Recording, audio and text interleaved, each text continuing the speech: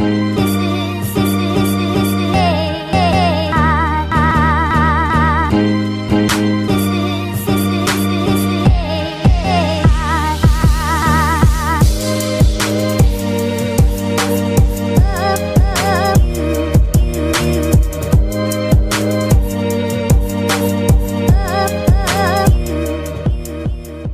ladies and gentlemen.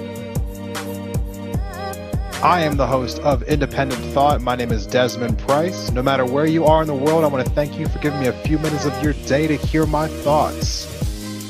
As always, we have a great show for you today. Now, here are our topics.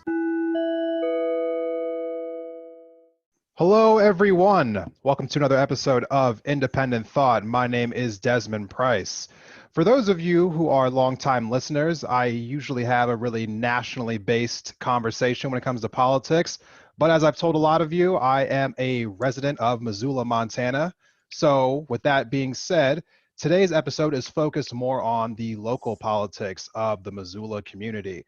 And to that end, we have a guest with us by the name of Daniel Carlino.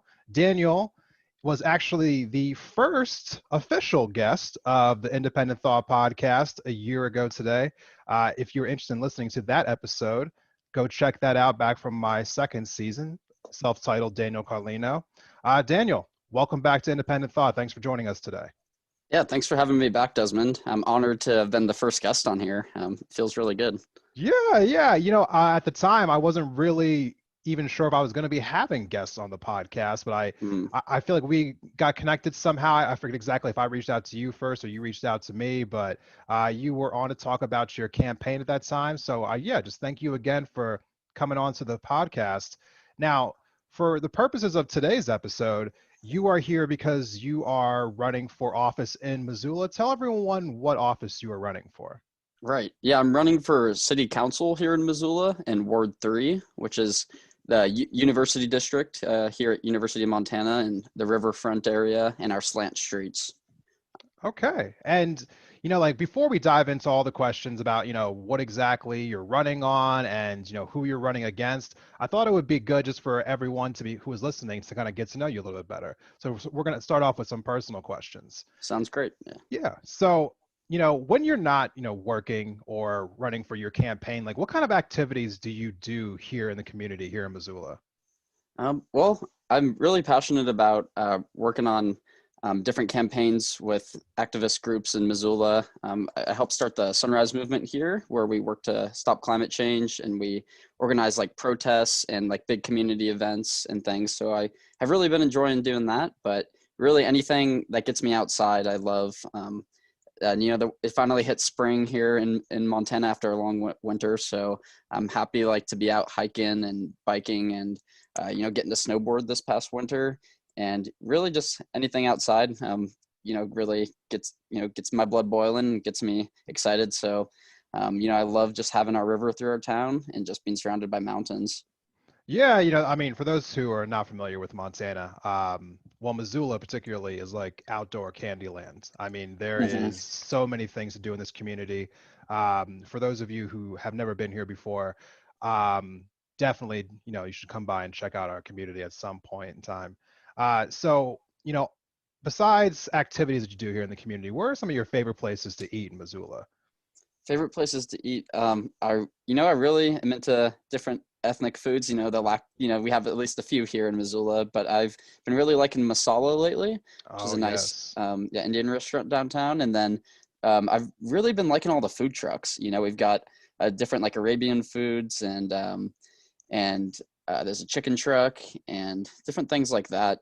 So, you know, there's a food truck tracker here in Missoula on Instagram that I've been enjoying. And then you'll just gonna say, yes, the food truck locator of Missoula. It is a very, very great resource. Everyone should follow it. But you know, kind of like you know, as we start to get into the questions about why you're running for city council here, the last question I want to ask you on a personal level: where do you get your news from? Like, because you know, I know that in time of unfortunately hyper like partisanship, you know, everyone has like their own set of like, I guess you would unfortunately call them facts So where do Mhm. you get most of your news from when you're trying to stay informed of what's going on in the world?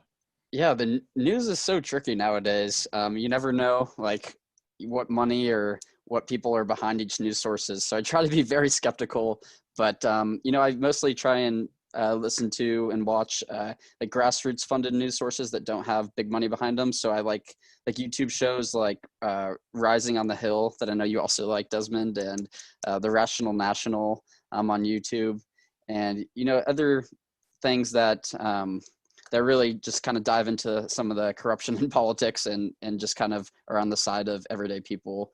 And locally, I've been liking the Missoula Current. I think is a little bit better than the Missoulian as far as just being unbiased and things. So I like the Missoula Current, and I also like the Montana Post for it's all about Montana politics news. So yeah, I usually watching the news every morning pretty much on YouTube just to try and stay up to date on everything that's going on and read whatever new articles are going on locally.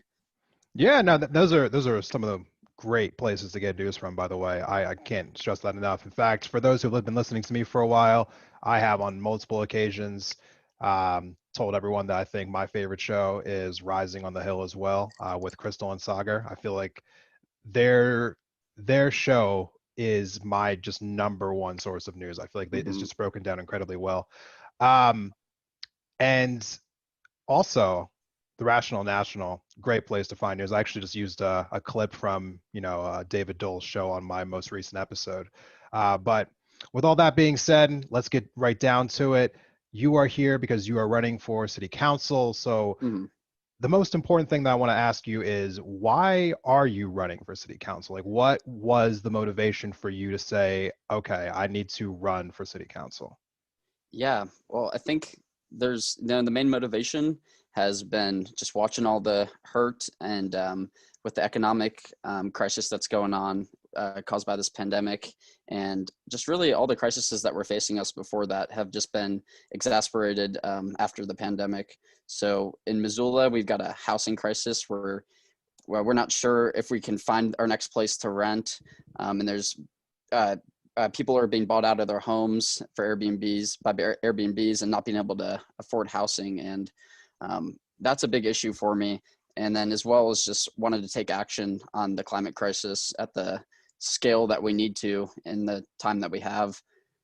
But the big turning point for me was over the summer when we were watching the movement and being part of the movement for Black Lives in the United States. And here in Missoula, people are out there protesting like every day for months and asking for changes to our city's budget, asking the mayor and city council to fulfill what our community wants as far as creating new emergency response teams and investing in drug treatment centers and investing in housing in our community and really trying to uplift people's basic needs in Missoula. And after all the protests and thousands of comments to our city council and mayor about what we would like to see for our community, they were all just completely ignored in the city's budget, and they doubled down on same old what they've always been doing. And if we keep voting for the same people over and over, we're going to keep getting what we've always had. And over time, these half measures of trying to take action on our environment or housing crisis have really just allowed it to get worse and worse over time. So I'm running to make sure that we've got bold, brave solutions to all these issues. That we have somebody on city council that will listen to our activists and listen to our community and really be willing to take big strides forward and be willing to introduce bold solutions to the issues that we all are facing.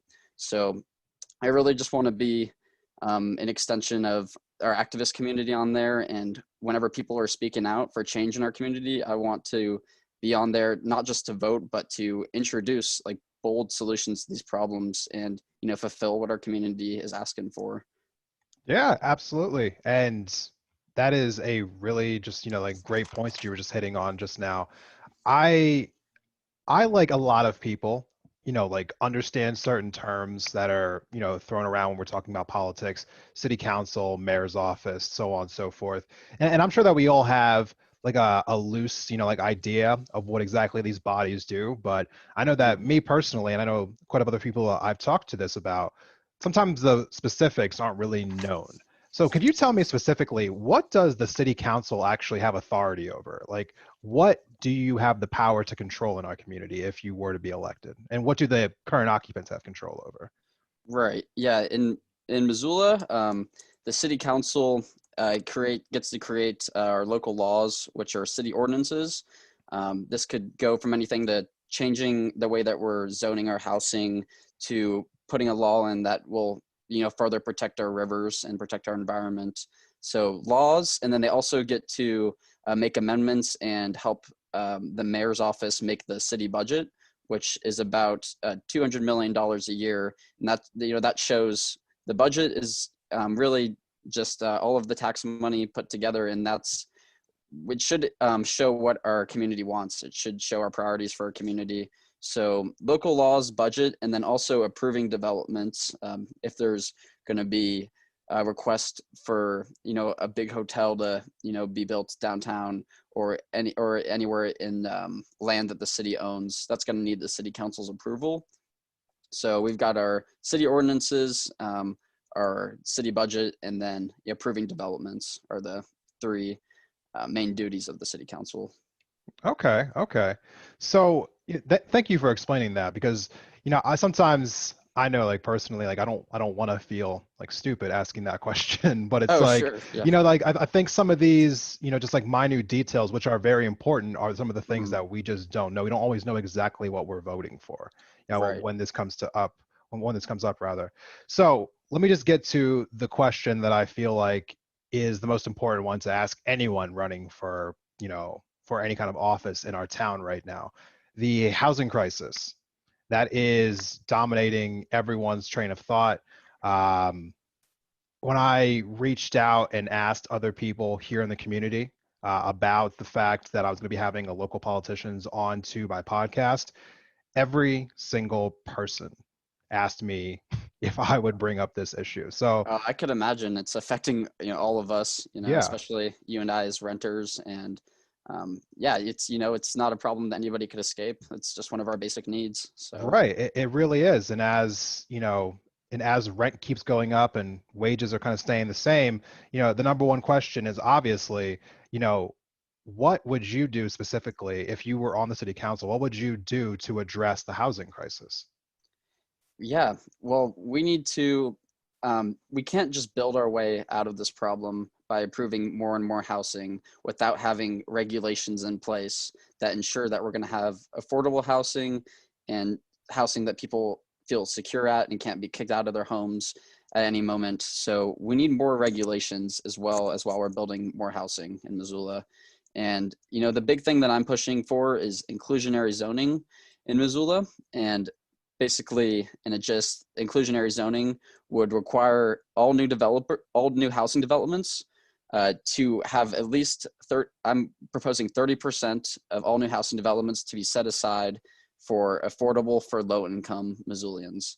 So this is how we're going to be able to take part of the housing market off of the free market, where people can just keep bringing up the prices as supply and demand works. But this will actually secure at least a third of the new houses and new homes in Missoula to be affordable for people that are making minimum wage and affordable for people that aren't making a living wage. So that's really important to me, is inclusionary zoning. But I've got a pretty long list of things. But another, top couple things for me, there was, I believe, over 1,000 people who were sitting on housing vouchers that applied to them in Missoula that didn't get approved last year, and that's been a common theme. So Can people are, can you explain really quickly what exactly is a housing voucher? yeah. So a housing voucher is a request to have subsidized housing, where you would have part of your housing paid for or by the government, and over 1,000 people who asked for that in Missoula last year, 1,000 households um, weren't able to get what they were asking for. They were asking for assistance with a basic need like housing, and they were just still sitting on the voucher list, which could go on for years. Okay. So I would like to do everything that we can to fulfill those needs for people and work with our state and federal government if we can to bring more funding in for housing, since we're in a housing crisis here. And along with that, there's a Affordable Housing Trust Fund in Missoula, which was another one of the requests of protesters this past year, was asking for city council and the mayor to fully fund the Affordable Housing Trust Fund. I think the request that people were asking for was at least to the $1 million mark with our budget. So I would like to, fund that as much as we can. Definitely at least get past that $1 million mark, and that will help relieve people from rent and mortgages that they can't pay in Missoula. So fully funding the Affordable Housing Trust Fund. And then I want to put, we need to put limits on Airbnbs and vacation rentals in Missoula, because entire apartment complexes have been bought out by Airbnbs in Missoula. And right now our local laws allow this to happen, and people have been removed from their rentals, told that they have to leave because somebody wants to come make more profits off of this by having a vacation rental so they can charge more day per day. And that's driving the more that we have those of Airbnbs and vacation rentals in town, the less people are able to have housing in town. So it's been a pretty big problem, especially that people are able to just be forced out of their homes because somebody wants to buy that. So putting a limit on Airbnbs and changing our regulations around those as well is big for me. And then I also want to just reform our TIF spending, which is tax increment financing spending, just to make sure that our unnecessary spending is not going towards big businesses, but rather going towards housing. So when we have extra tax revenue, we cannot be giving it out to things that aren't investing in our community. So I want to reform our tax increment financing spending to also have at least 50% of it go towards housing. And that's a decent list to start, but I've got more on the campaign website of ways we can tackle the housing crisis as well. Okay, so you're coming to, this situation with plenty of different ideas that you believe that, can address the crisis itself. And so obviously, Right. with that being said, there are multiple different ways that we can go about it. And the question that I feel like, that I have, and I'm sure the other people do have, is what exactly is being done about it right now? But we're actually going to get to that in 1 second after we take a quick break. So stick right with us, and we'll be right back with more with Daniel Carlino.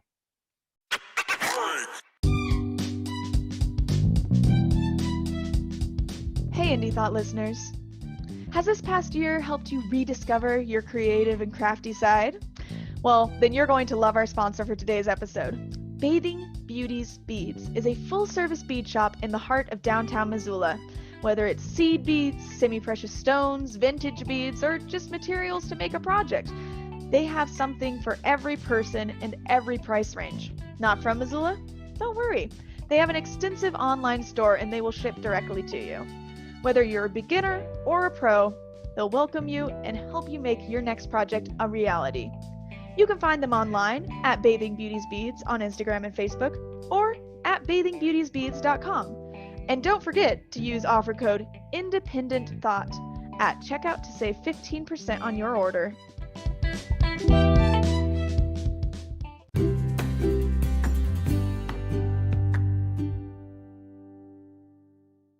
Welcome back from the break, everyone. Thank you for sticking with us again on this episode of Independent Thought. I am still joined here by our guest for the week, Daniel Carlino. Daniel, it has been a great episode so far. I want to say that as somebody who is currently a renter here in the city of Missoula, I do appreciate the ideas that you're bringing forth here for changing the climate in this town. I have unfortunately been a renter for the entire time that I've lived here, because it is becoming just increasingly and increasingly more difficult to transition from being a renter into a buyer in this town. And I feel like after, the pandemic hit, it went from being extremely difficult to impossible for a lot of people in the community. And so the different ideas that you have right now, I definitely welcome them, because I just feel like anyone who's trying to address this problem, that's just a good thing in my mind here. And when it comes to not just the the affordability of housing itself, we are Mhm. also having another issue in regards to housing here in the community where there is an increase like homeless, like population Mhm. that is just really been kind of mistreated in certain areas of the city, and there are others in the community who are trying their best to help these people out and kind of give them some basic services. Like, what are some of the policies that you would implement to kind of address the homeless community here in Missoula? Yeah, that's a great question. I think well, first of all, I think we just really need to change the conversation around housing. It shouldn't be a commodity and be seen as a way to make money in a for-profit business. So we need to start viewing housing as a human right, and it's a basic need for everyone and a building block for our community.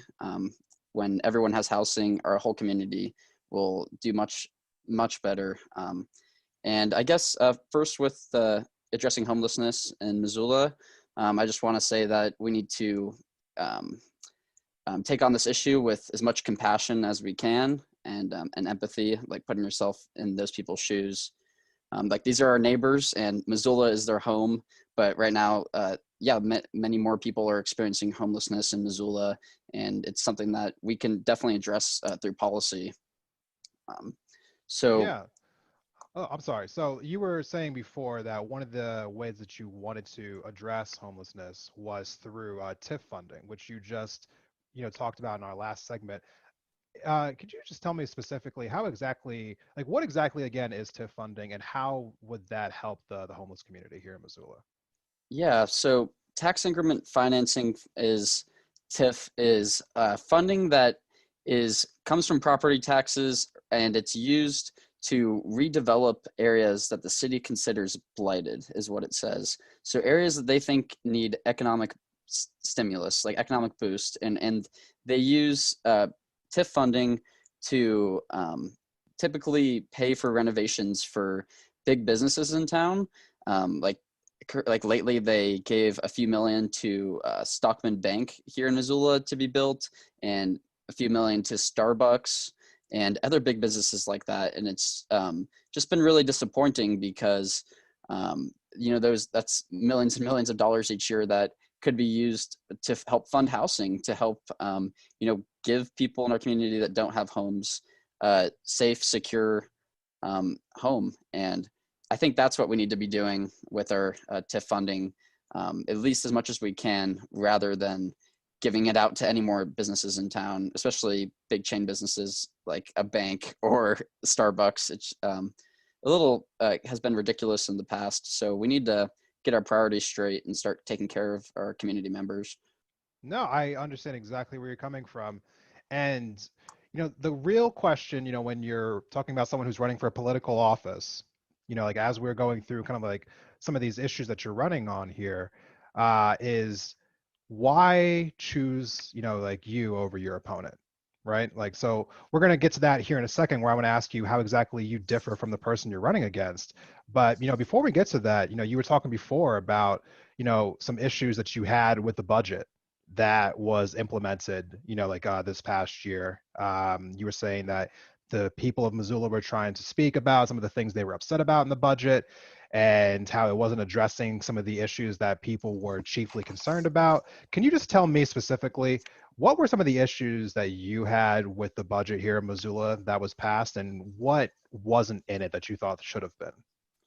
Right. So with the movement for Black lives in our country, we heard a lot of calls for defunding the police. There's been over policing of our homeless population, and turning people into giving people criminal records that that really shouldn't be having them. They should instead be should instead be investing in more resources and ways to uplift those people rather than punishing them. So like when all you have is a police force, and all you have is a hammer, everything looks like a nail. And that's pretty much what our city doubled down on. Our police budget is our number one, the policing is our number one most funded thing on the whole city budget. And the mayor, after all these protests, after all these calls for please invest in new emergency crisis response teams. Please invest in drug treatment centers and housing, and youth jail diversion programs and other investments in our community. The mayor and the city council went ahead and added another $633,000 of the budget to the policing budget, and didn't fulfill these other requests that would help keep our community safe. So I really am a strong believer in resources and community investments keeping us safe, rather than doubling down on the same system. And that would definitely also help with our homeless population in Missoula, and helping give people resources and more opportunities to give them find themselves into a stable home, and help making that easier for people. But instead they hired more downtown police to pretty much deal with, in their mind, to deal with the homeless people, rather than seeing them as our neighbors and trying to help give them resources. So I think a lot of people were really upset in Missoula, especially in the activist community and the thousands of people that showed up to protest. And it was just really sad to see the mayor and city council just ignore, everyone's requests for imagining a new way that we look at community safety, and finding ways to uplift everybody rather than just hitting down with a hammer like society has been in the past. So it was just really sad. My main issue with the budget was just the fact that they didn't listen to our community, and it just seemed like they didn't listen to the whole social movement that was going around in the country, but instead just did the same old. And I think that's sometimes what happens when you have the same person as mayor for almost 2 decades in the town, and these politicians just get so disconnected from our community and just talking to everyday people. So it was just a really sad time to watch as an activist, and just to, see us not be able to make progress, but rather take a couple steps backwards. I was, going to try to not interject too much of my opinions, into this episode, as it was just an episode based around your city Feel council free. campaign. But I have to say, I mentioned this in a previous episode that I did. This is by far and away the absolute safest community that I have ever lived in. And, on one hand, I'm sure you could draw the logical conclusion that the community itself is so safe because of the increased police force. But for those of you who don't live here, and for those of you who do live here, I am going to tell you that that's an absolute load of crap in this particular case. I don't know exactly what it looks like, in Baltimore, Maryland, or in Albuquerque, New Mexico, Miami, Florida, but in this community, there is basically no crime here. Like it's so infrequent. I mean, people leave their car doors unlocked. People leave their houses unlocked. You barely hear of any like real egregious things happening in this community. And the couple times that you do, you can probably point it out in your head because they happen so infrequently. They happen like maybe a couple times a year, if that. And so if we have our police budget being the number one item in our budget, it's just inconsistent with the actual community itself, because this is not a dangerous place to live. There's no dangerous things happening here. So I am astounded that we allocate as much money as we do to the police. Not saying that police don't deserve to be paid or that we don't need them, in my personal opinion, but the execution of how much money we're giving them doesn't meet the actual situation of our community. That's just my personal opinion there. Right. Yeah, I completely agree. Missoula is a very safe place, and I think just obviously giving people resources to meet their basic needs would go a lot longer way to keeping this community safe, rather than just, already building more and more onto our number one funded thing, which is the police. So it was hard to watch. It's interesting. And again, I want to be, clear here. I think the interactions I've had with police officers in this town have been nothing but positive, but I don't know that we need, 100 police officers in a community that, the city itself has like 80,000 people in it. It doesn't seem exactly like it's matching up. But let's talk about who you're running against.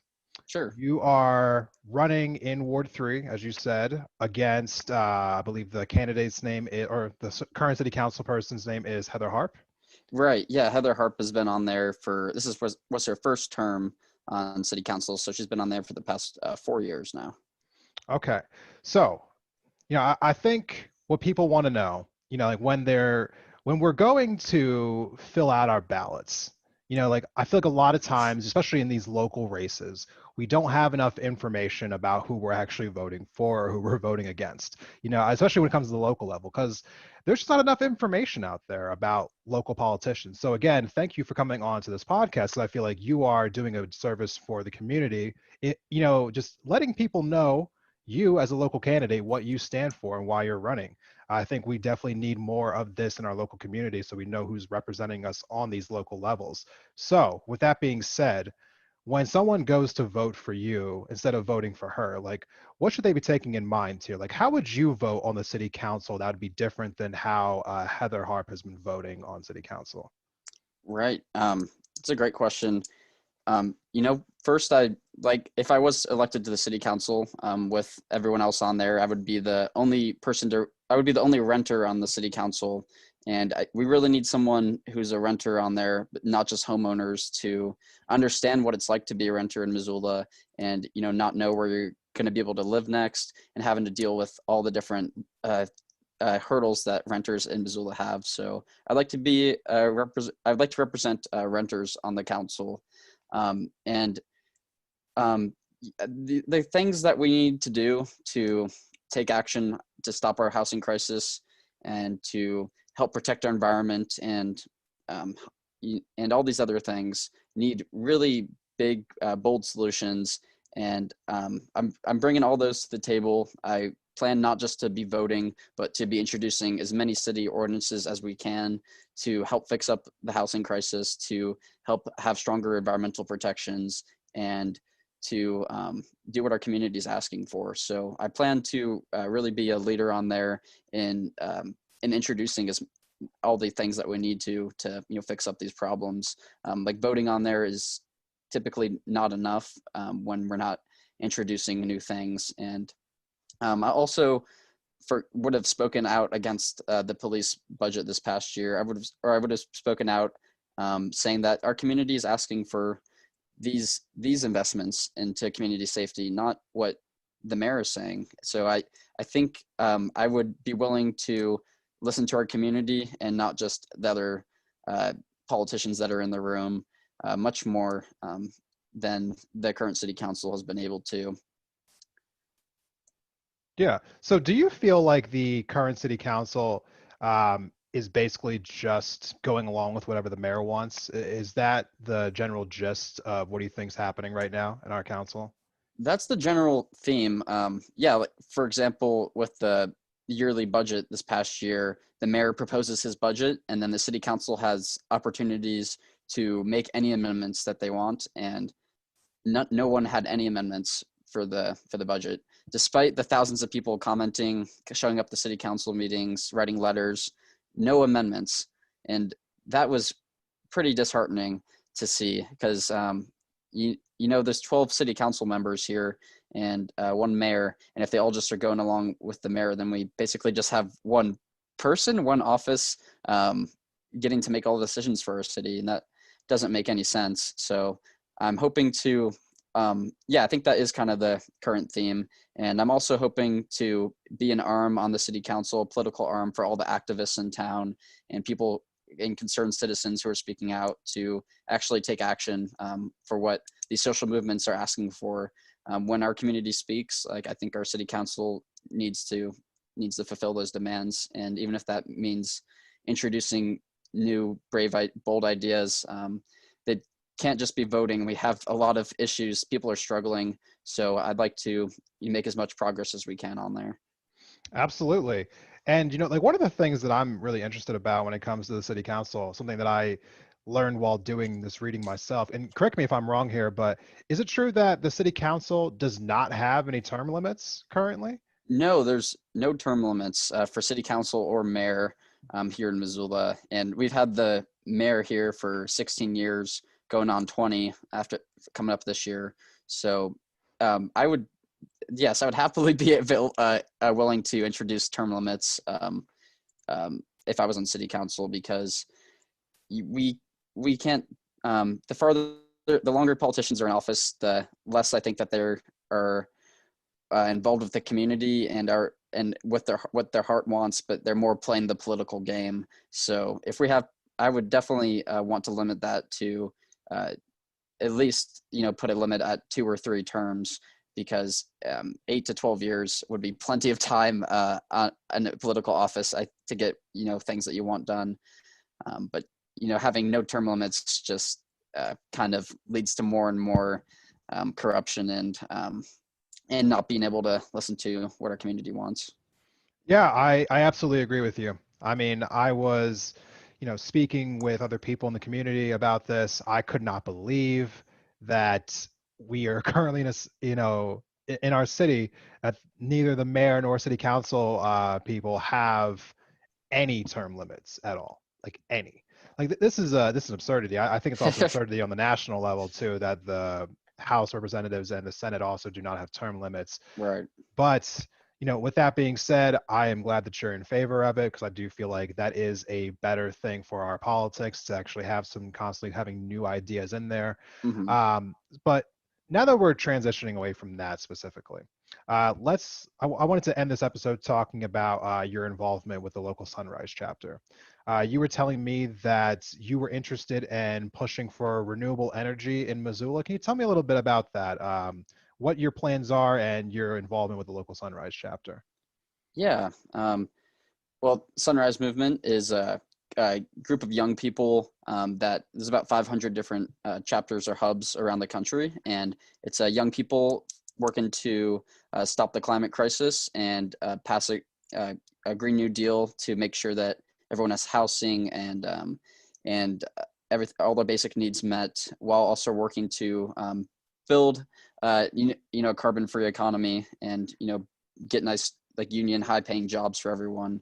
So basically, what we do is we try and stand with other social movements for change, not just the climate movement, and show up. And we also try to pressure our politicians to enact policies that are embedded in social justice and in climate justice.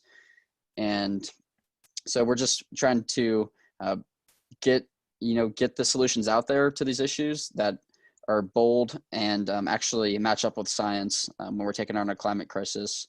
So we do a lot of work with pressuring politicians and running young people for office. We ran about 15 young people in Missoula for precinct committee positions, which is a pretty small position here, last year, and about half of them won. So we're trying to get more young people involved in politics. Yeah, I felt really good about that. And now they're in the room, and they're getting to make the rules for the Missoula County Democrats, and also getting to do other things like that. So we're really just trying to help with the people's movement to demand change and demand, like, COVID relief and everything that we need, and then also try and also make our way on the political side. And yeah, we've had one here in Missoula for the past about 3 years that I helped get started here. And then also we've got one in Bozeman that we kind of work together on campaigns. Okay. And then, our next thing that we're hoping to work on is pressuring the county or working with the county at least, to get us to 100% renewable energy in Missoula. And right now, the city's committed to 100% renewable electricity transition by 2030. And the loophole between electricity and energy is that electricity, 100% renewable electricity transition still allows for natural gas heating and also with transportation in town. So right now, the city and county in Missoula are trying to work with our energy monopoly hand in hand to help reach our 100% renewable electricity goal. But that energy monopoly is trying to build 4 new natural gas plants in Montana and drill for gas plants in Montana. So we're going to be working to try and make sure that that they don't think it's a good idea to build gas plants, and that our county commissioners and city council pressure the energy company to not build those gas plants and actually help us get to 100% renewable energy. So that's kind of our next campaign that we're working on with Sunrise Movement here. Okay. So thank you again, Daniel, for coming on to Independent Thoughts today. I really appreciate it. For those of you out there who have not already, please go follow Daniel. Daniel, can you tell everyone really quickly like how they can get in contact with you, the best ways to reach you, so on and so forth? Tell us a little bit about that before we get out of here for this episode. Yeah, thanks again for having me on, Desmond. It's always fun to get to talk about these things with you. And my website is just my name, danielcarlino.com, and that's got a link to my Instagram and Twitter and Facebook, and also my phone number. So feel free to call or message me on any of the social medias, and I'm happy to talk to everybody about about the issues and get to hear what you'd like to see for Missoula. Yeah, thank you so much. I will have some links for Daniel down in the episode notes. So if you're listening to this right now, just scroll up into the description of the episode and you'll see some links for Daniel right there. Daniel, thank you again. Good luck in your campaign. Thank you. You're welcome back on in the future if you want to come back on again before the voting starts. Oh, actually, speaking of which, when does the voting begin? So everyone knows for City Council. So it's a nonpartisan race, so there's no Democrat or Republican or any parties. And the general election is going to be the first week of November, the first Tuesday of November. And if there is a primary election, which is up in the air right now, it would be the first week of September. So I'll try and get that information out there, but we won't know until June whether or not there's going to be a primary. But keep your eyes peeled this fall for the mayoral election and the city council elections. So yeah, you might have to vote twice, but it'll be worthwhile. Okay, so if you are listening to this in the month of June, just please check back with Daniel at those at all the links again that are going to be in the episode notes here. Daniel, thank you for coming on, and for everyone else, I'll be right back after this quick break with my final thoughts of the day.